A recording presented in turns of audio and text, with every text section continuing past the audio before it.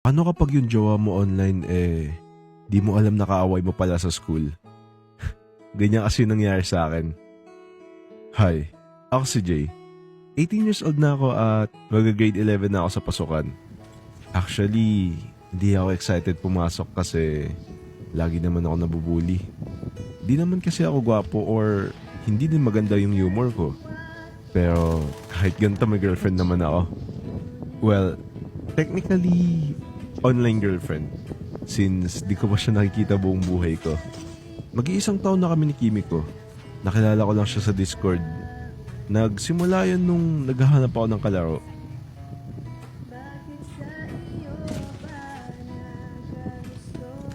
Looking for duo.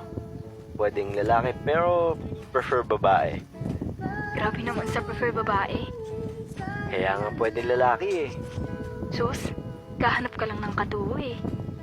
Kaya nga, hindi mo ba nabasa sinabi ko?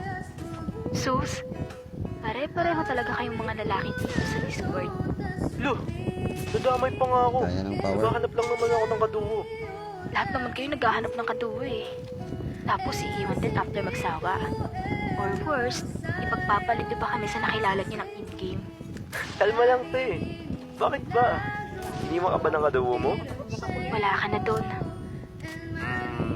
So, pwede ka ba maging duo? Lo, anong kunik? Naghahanap nga ako ng kaduo. Bigla ka naman nag-reply. So, gusto mo ba ng kalaro? Laro lang ah. Oo naman. Sige, one game lang.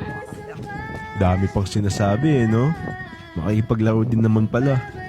So ayun, yun yung naging kwento namin kung paano kami nagsimula ng online girlfriend ko. Halos maghapon magdamag kami naglalaro ng iba't ibang online games. After ng isang buwan namin ng paglalaro nahulog din kami sa isa't isa. Kimiko, may tanong pala ako. Ano yun? Tingin mo ba pwede tayo mag-level up? Paano mag-level up? Like, kung pwede ba tayo mag-level up sa pagkakaibigan? Or more than just a duo?